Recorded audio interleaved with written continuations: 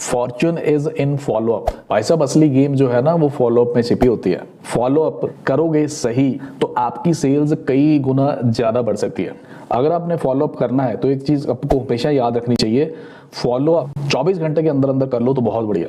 Maximum to maximum 48 hours के अंदर अंदर करने की कोशिश करो। अच्छा, दूसरी चीज अब आपको जो ध्यान रखनी है कि अपने प्रॉस्पेक्ट के साथ, अपने कस्टमर के साथ एक स्पेसिफिक टाइम फिक्स्ड करो।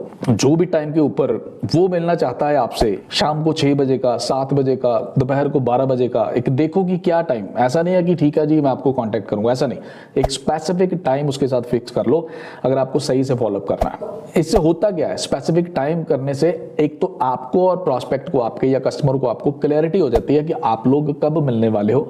दूसरा, उसके माइंड में कहीं ना कहीं आपकी ये इमेज बनती है कि आप उसके टाइम को वैल्यू कर रहे हो और अपने टाइम को भी वैल्यू कर रहे हो। यानी कि उसको लगता है कि ऐसे ही नहीं है, फ्री बंदा नहीं है, ये बड़ा प्रोफेशनल बंदा है, आपकी और अपने टाइम की बहुत ज्यादा ये कदर कर रहा है। तो कहीं ना कहीं इस चीज का बहुत एक जबरदस्त इंप्रेशन जाता है आपके प्रॉस्पेक्ट, आपके कस्टमर के ऊपर कि परसिस्टेंट तो बनो बट पुशी मत बनो। जब तक सामने वाले की क्वेरीज सॉल्व नहीं हुई ना, उसके डाउट्स क्लियर नहीं हुए, वो आपको सेल्स नहीं देगा।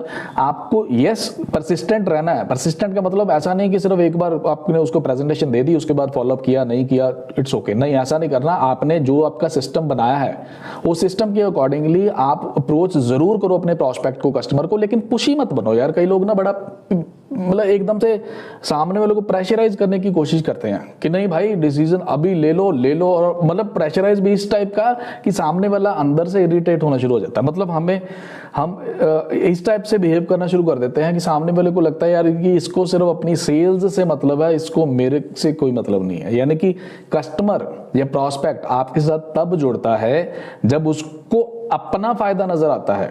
तो पुशी मत बनो लेकिन कंसिस्टेंट रहो, परसिस्टेंसी रखो। ऐसा नहीं है कि आपने बोला उसको कि हम लोग फिर मिलेंगे या हम लोग जो भी आपने टाइम डिसाइड किया, लेकिन उसके बाद आप गायब हो, आपने उस टाइम पे उसको कांटेक्ट ही नहीं किया।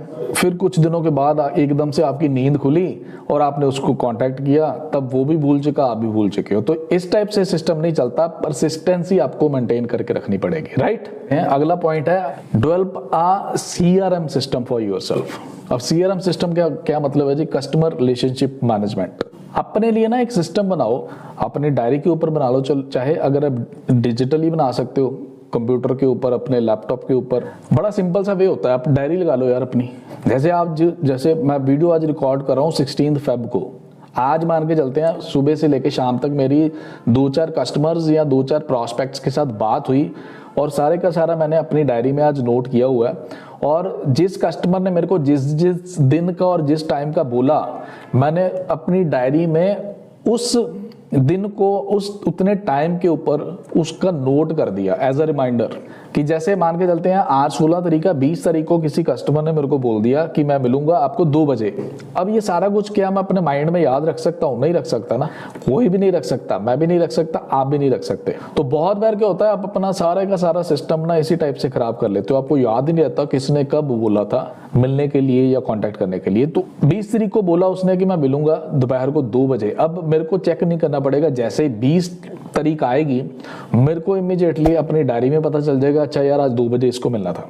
या मेरे को मोबाइल का अपना रिमाइंडर, अगर मैं मोबाइल के अंदर सीआरएम सिस्टम यूज कर रहा हूं तो आप ऐप भी डाउनलोड कर सकते हो। आजकल सीआरएम सिस्टम के लिए एप्स भी अवेलेबल है प्ले स्टोर के ऊपर। चलिए अगले पॉइंट के ऊपर चलते हैं। फॉलोअप के अंदर कोशिश करें अपने प्रॉस्पेक्ट को, कस्टमर को वैल्यू प्रोवाइड करने की।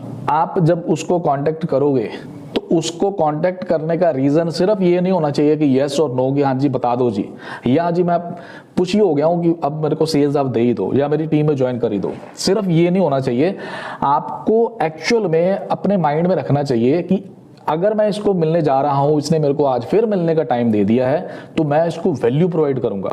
आज का जो टाइम अगर मेरे को आधा घंटा या 1 घंटा वो दे रहा है ना, तो उसको ये नहीं लगना चाहिए कि यार मेरा टाइम वेस्ट हो गया। उसको ये लगना चाहिए भाई अगर ये आया था ना तो बड़ी ज्यादा वैल्यू मेरे को प्रोवाइड करवाई इसने। वैल्यू कैसे प्रोवाइड कराओगे?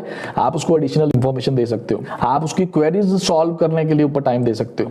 इससे क्या होएगा? क्रेडिबिलिटी बढ़ती है, उसका आपके ऊपर ट्रस्ट बनता है। अब नेक्स्ट जो पॉइंट आपको ध्यान में रखना वो है try to have a personalised approach, मतलब आप जब उसको एडिशनल इंफॉर्मेशन दे रहे हो अब, तो कोशिश करो जो लास्ट टाइम जो उसके इंपॉर्टेंट पॉइंट्स थे जिसके ऊपर डिस्कशन हुई थी ना, उसको आज फिर से जरूर दोहराओ ताकि उसकी क्लैरिटी उसके ऊपर जरूर हो जाए। उसको लगेगा कि आप उसके जो जेन्युइन पॉइंट्स है ना उसको आप अटेंशन दे रहे हो, आप उसकी केयर करते हो, और इससे फिर अगेन उसका ट्रस्ट बनता है। और जैसे ही आपका प्रोस्पेक्ट का, आपके कस्टमर का आपके ऊपर ट्रस्ट बनता है ना, आपकी सेल्स कन्वर्जन के चांसेस बहुत ज्यादा बढ़ जाते हैं। जो नेक्स्ट चीज आपको ध्यान में देनी है ना, वो है शो एंथुजियाज्म। जब उससे बात कर रहे हो ना, आप डीले नजर नहीं आना चाहिए। कई लोग ना ऐसे डीले सर बताइए क्या है सर, क्या फाइनल सोचा आपने? नहीं भाई साहब, आपके प्रोस्पेक्ट के रिगार्डिंग, आपकी अपॉर्चुनिटी के रिगार्डिंग आपके अंदर से एक जुनून नजर आना चाहिए, पॉजिटिव बिहेवियर नजर आना चाहिए, आप एनर्जेटिक नजर आने चाहिए। इससे क्या होता है, सामने वाले को ना डिसीजन लेने के लिए ये चीज आपकी ना मोटिवेट करती है। उसको अगर लगे ना यार ये बंदा बड़ा पैशनेट है, बहुत बार तो कस्टमर आपके साथ इसीलिए आपसे प्रोडक्ट बाय कर लेता है, या आपकी टीम को इसीलिए लोग ज्वाइन कर लेते हैं, उसको लगना चाहिए कि आप में यार बड़ा ज्यादा पैशन है। और जब भी आपने मीटिंग करनी है ना, सेट अ क्लियर गोल। पहले से डिसाइड कर लो कि आज की मीटिंग का आपका पर्पस क्या है। आपको अपना गोल आज क्लियर होना चाहिए कि आप मिल रहे हो तो क्या करने मिल रहे हो, उसको उसके इंटरेस्ट और नीड के हिसाब से उसके साथ बातें करनी है। उसका इंटरेस्ट क्या है, उसकी नीड क्या है, ये मैं चेक करूं, और अब अपनी प्रेजेंटेशन को या अपने फॉलोअप को उसके ऊपर ही फोकस्ड रखूं। यानी कि ऐसा ना हो कि वो चाहता कुछ और है, आप कोई और ही सोल्यूशन बताते जा रहे हो। आप मान के चलते हैं आप बाइक्स में डील करते हो, आप बाइक्स के सेल्स पर्सन मान के चलते हैं। अब आपके पास कस्टमर आया, वो उसकी नीड है कि उसको ज्यादा एवरेज वाला बाइक चाहिए, आप उसको यही बता जा रहे हो ये जो बाइक है इसकी पिकअप बहुत ज्यादा जबरदस्त है और स्टाइलिश बड़ा है, आपसे बाय करेगा।